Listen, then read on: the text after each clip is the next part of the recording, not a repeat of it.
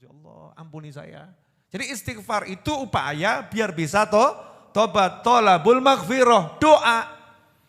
Istighfar itu doa. Ya Allah, tolong ampuni saya. Dan tidak sia-sia. Allah janjikan akan diampuni.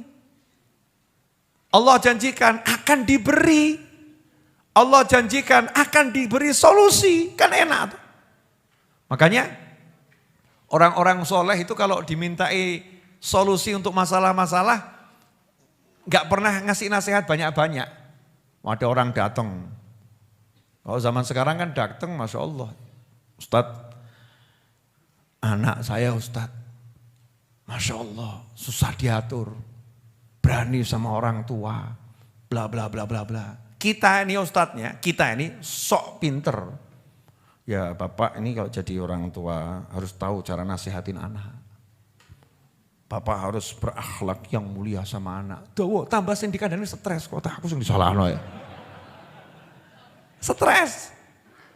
Kalau orang-orang dulu gak begitu. Datang satu orang ngeluhkan anak saya, suami saya, istri saya. Itu dikasih solusinya bukan nasihat. Tapi disuruh amal. Kamu istighfar 10.000 kali. Istighfari dosa-dosamu. Beres nanti urusan anak sama istrimu, sama suamimu. Beres. Karena tidak ada hal-hal yang hil-hil tadi itu. Yang ruwet-ruwet tadi itu. Kecuali karena kitanya punya sesuatu yang gak beres dengan Allah Subhanahu wa ta'ala. Wujud kita sehebat apapun kalau ada yang gak beres sama Allah Ta'ala, maka Allah akan mengingatkan kita lewat makhluk-makhluknya yang lain. Makanya dikatakan siapa ngalami yang gak enak itu kan menghapus dosa. Lah apa pengen toh dosanya dihapus pakai kejeduk tembok 200 kali. Na'udzubillah min dzalik. Apa ya pengen dosanya itu dihapus dengan diomeli istri tiap hari. Apa ya pengen dosanya dihapus dengan diperenguti suami setiap pagi. Kan yang gak enak. Kan ya enak toh pagi kok lihat suami mesem ya. Pulang kantor lihat istri kok nyiapkan teh sama senyum. Itu kan nikmatnya luar biasa. Ketemu anaknya apa? Ayah ngerangkul kan penak. Bukan anak dipanggil nak. Siapa kamu? Gak kenal loro hati itu ya. Sakit ya na'udzubillah min dzalik. Lah gimana caranya biar bisa seperti itu? Caranya jangan suka nyalahin orang lain. Jangan suka menyalahkan keadaan. Kadang-kadang itu Masya Allah. Ini ekonomi ruwet, makanya rezeki saya seret. Orang urusan nih, semut itu enggak pernah urusan sama ekonomi.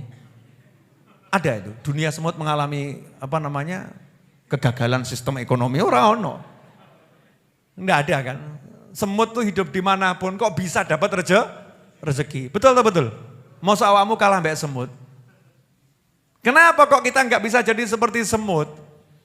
Sebetulnya bisa, semut taat kok, nggak ruwet. Taat sama Allah Ta'ala, semut nggak pernah nyalahin orang lain, nggak pernah nyalahkan keadaan. Dia jalani kehidupan sesuai perintahnya Allah Ta'ala, ya hidupnya enak. Makanya kalau kita pengen selesai masalah kita apapun, jangan nyalahin orang, nyalahin sana, nyalahin sana, nyalahin sana, nyalahin keadaan. Enggak. Semua yang ada di sekitar kita ini Allah kasih untuk mengingatkan kita. Allah kasih untuk membersihkan kita.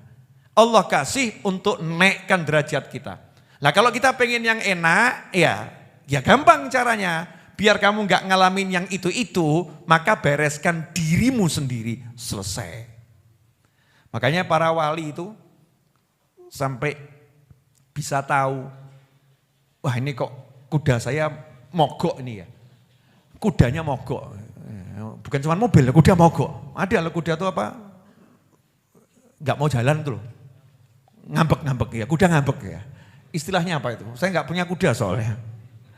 Ya kudanya ngambek, disuruh jalan gak mau jalan itu kan. Terus kalau jalan sama loncat-loncat, bedal-bedal, perangainya gak jinak tiba-tiba. Itu para wali ngomong, saya tahu ini sebabnya karena apa? Karena tadi ada zikir saya yang belum saya baca, lupa belum kebaca. Jadi enggak nyalakan kudanya, kuda kamu kurang ajar kok ngambek kamu ya. Enggak, langsung ngecek dirinya, awakku ki sing salah apa? Apa yang salah? Oh biasanya saya baca Yasin jam sekian. Ini Yasin belum saya baca. Oh saya biasanya sedekah begini. Hari ini saya enggak sedekah. Jadi yang dipikir tuh itu. Orang-orang soleh. Lah kita ini sudah banyak salah enggak mikir salah. Bojo ngamuk. Wedok kayak ngono. As. Jolke. Ngaco gitu kan ya. Suaminya galak. Orang kok temperamen begitu. Tidak seperti Habib Novel, murah senyum. Wah, tambah ngamuk gitu ya. Banding-bandingkan gitu. Terus mulai mikir, ya miliknya orang lain dibegitukan gitu. Naudzubillah min dzalik. Sebetulnya kan simple. Kenapa suamimu marah-marah? Jawabannya adalah karena kamu punya salah sama Allah Subhanahu wa ta'ala. Kenapa istrimu marah-marah? Jawabannya adalah karena kamu punya salah sama Allah Subhanahu wa ta'ala. Gimana caranya biar suami enggak marah, istri enggak marah, anak juga bisa diatur enak? Jawabannya jangan buat masalah sama Allah ta'ala. Selesai. Nah, masalahnya ini kita sama Allah buat masalah terus. Nah yang kurang ajarnya sudah buat masalah, merasa enggak bersalah kan yang dablek gitu ya. Wongnya ya teko. Siapa lagi kalau bukan kita? Kita ini udah buat masalah sama yang maha kuasa, tapi kita merasa gak pernah berbuat salah. Hebat atau gak hebat itu? Hebat. Mau habis sholat diajak sama imam istighfar 3 kali aja beratnya luar biasa. Imamnya udah teriak-teriak, Astagfirullahaladzim. Makmumnya ngomong gitu. Lidahnya suruh niru aja kok beratnya luar biasa. Seharusnya kan lebih banter dari imamnya. Astagfirullahaladzim, astagfirullah. Takoki imam, dungaren kok banter, dosaku akeh. Ya, semakin keras kan semakin mantep istighfarnya. Ini kadang enggak habis sholat diajak istighfar 3 kali aja tambah nanya, dalilnya mana? Istighfar 3 kali itu dalilnya dari mana itu habis sholat itu? Istighfar model begitu siapa yang ngajarin? Wah ini bid'ah, Masya Allah. Istighfar kok bid'ah. Wah anehnya luar biasa. Jadi ikhwani rahimakumullah, jangan nyalahkan keadaan, jangan nyalahkan sekitar, cek diri sendiri. Mesti ada bagian kita ini yang butuh diistighfari. Coba hari ini sudah, mata kita ini tadi dari mulai pagi sampai malam ini kira-kira butuh diistighfar enggak matanya? Butuh ya? Ngaku alhamdulillah tuh ya sadar. Hati kita hati-hati, coba dicek. Ada enggak tadi iri, dengki yang enggak sengaja tiba-tiba muncul iri, dengki, ya, merasa benci, dendam, marah sama orang, ada enggak itu? Ya, mulut kita nih enggak sengaja ngobrol sama temen gitu ya, kemudian ikut andil ghibah, ngerasani, gunjing orang, bahkan jelek-jelekkan orang tanpa kita sadari. Tangan kita nih di handphone yang cilik tuh handphone tuh, Masya Allah. Tapi kita enggak sadar ngirim pesan-pesan yang di situ ada hal-hal yang diharamkan sama Allah Subhanahu wa ta'ala. Yang bisnis, Masya Allah, jual barang di platform-platform online itu 100% asli, padahal ya gak asli. Masih seperti baru, padahal bekas. Ya masih seperti baru, itu definisinya gimana masih seperti baru itu? Susah atau ya? Nah ini kadang kayak sumpah urung tau nabrak, tapi ditabrak. Sumpah niatnya ini sumpahnya bohongin orang. Sumpah nih mobil ini belum pernah nabrak, betul tapi ditabrak. Kurang ajar atau enggak kurang ajar itu? Dustain orang gitu. Ini perlu diistighfari. Jadi kita kalau mau selesai masalah kita, enggak usah ruwet-ruwet, duduk istighfar. Duduk istighfar. Nah berapa kali istighfar itu? Diajari oleh Nabi Muhammad SAW. Siapa yang pagi istighfar 70 kali, malam istighfar 70 kali, maka dia tidak akan dicatat dalam kelompok manusia yang pandai berdusta dan tidak dicatat dalam kelompok manusia yang lalai. Gampang ya? Pagi 70, malam 70. Istighfarnya modelnya bagaimana? Sakarepmu. Nah kita ini kan minat du'afa, orang-orang lemah. Biasa kan cari paket hemat ya. Beb, istighfar yang paling hemat aja Beb, ya. Cepat, ringkas. Nah istighfar yang paling cepat, tolabul maghfirah itu ucapan astaghfirullah. Atau Rabbi ghfirli.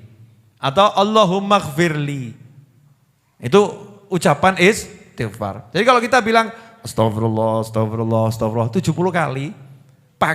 Pagi itu mulai dari pagi sampai maghrib. Terserah mau dibacanya jam berapa, ya. Malam itu mulai maghrib, ya, sampai subuh. Terserah mau dibacanya kapan. Ambil waktu, ya bagusnya misalnya mau tidur. Mau tidur itu kan ya untuk, ya dari mulai maghrib sampai mau tidur itu kan ya dosanya banyak. Pagi sama sore, kan diakai lu ya HP.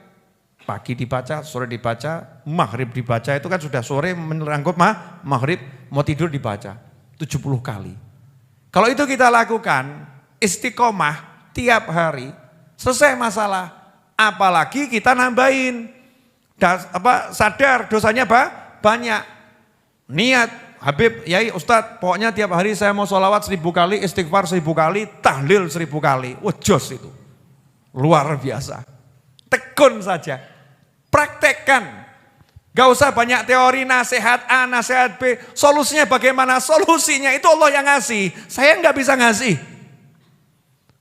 Gimana nasihat Habib? Aku rasa nasihati, nasihat itu dari Allah dan Rasulnya. Makanya saya selalu ngomong tidak terima curhat, betul ya? Betul kan? Karena saya gak bisa nasihati, saya gak bisa ngasih solusi. Yang bisa ngasih solusi Allah Subhanahu wa ta'ala. Yang bisa nasehatin Allah Subhanahu wa ta'ala dan baginda Muhammad SAW. Dan sudah dinasehatin sama Allah dan Rasulullah SAW. Dan sudah dijanjikan solusinya, tinggal diamalkan.